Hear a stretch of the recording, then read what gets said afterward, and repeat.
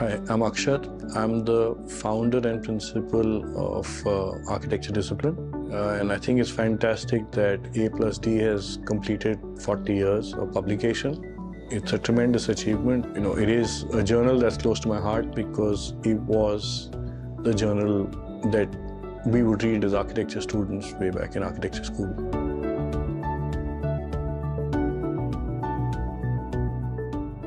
I think it's time architects stopped pretending to think about the world and actually do something to contribute to the world. I think we started working in shorter life cycles. We've shunned our responsibility to be technocrats.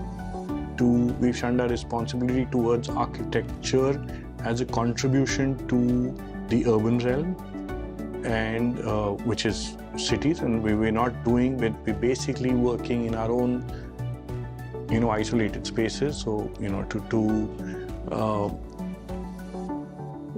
our own silos, trying to create our own little islands of excellence rather than contributing to, a city at large. There are very few such who are contributing to cities at large.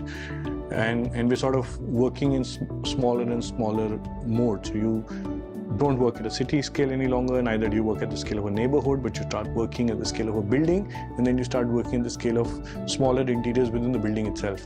And it's just, I think it's a bad precedence. Because I come from a time where your design and your interventions are meant to be relevant for 35 to 50 years, if not longer.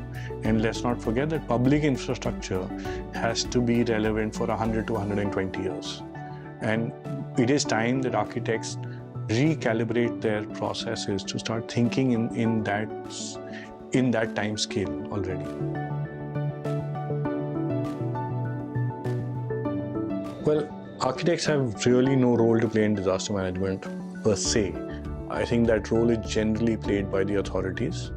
But if you have, sort of groomed and nurtured your skill set well enough, then there can be things that we can do to contribute to rapid response.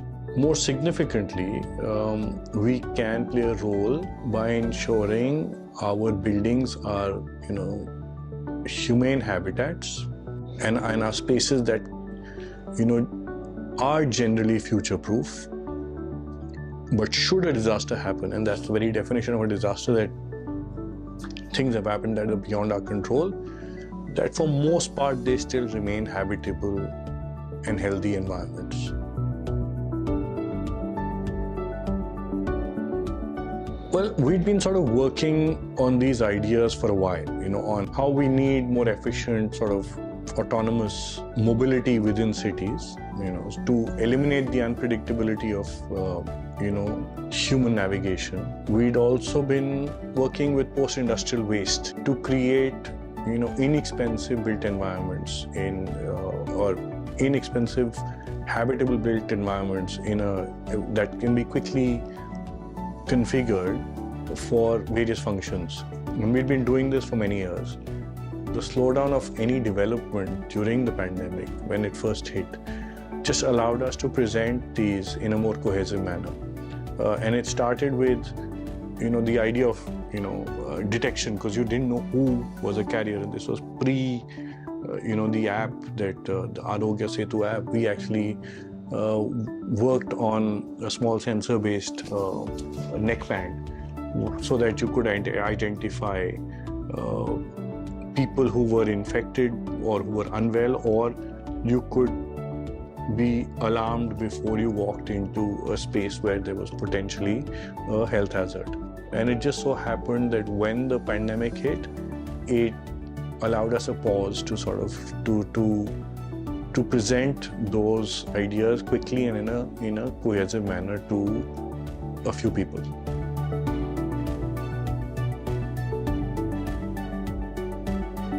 We've been working with the idea of contributing to the built environment in the city through small interventions.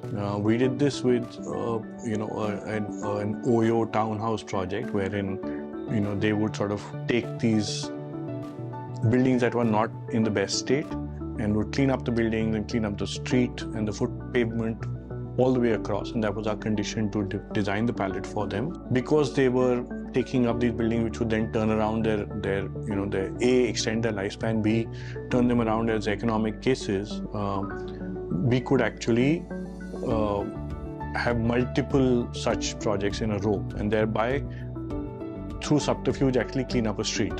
Mohalla clinic model, something that was actually primary health care delivered accessible to a person in close vicinity or close proximity to where they live, was a good program that was started by the Delhi government.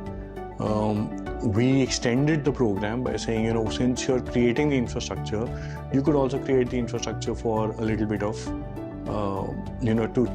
to house a sort of space for reading and sort of a digital library or such for children in that space, which was isolated from the clinic in itself, but was still piggybacking on the same infrastructure. We felt that using the module of the clinic, which could then, they were taking a certain amount of time to put it together, a few months, which would also create the same traditional sense of dirt and waste and have collateral, damage around the site.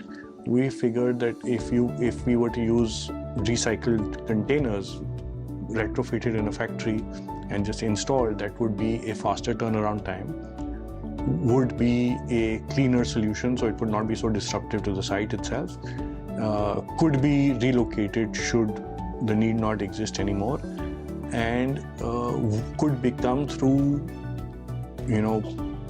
color and infographic design an identifier.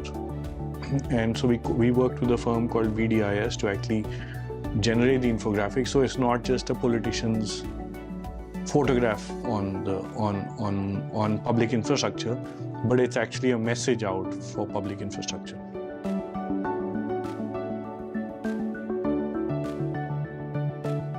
Well, we didn't want it to be expensive. We wanted it to be rapidly deployable and relatively inexpensive, but long-lasting. We decided to use pre-rejected containers because there is a very strong criteria for how they're used, but they could still be habitable, but land container, not sea containers, and zero VOC material such as birch ply, material that would help insulate it further through layering, and some materials that were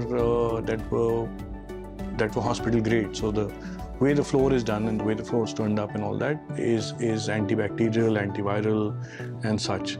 Eventually, these containers were meant to be lined with medical grade stainless steel.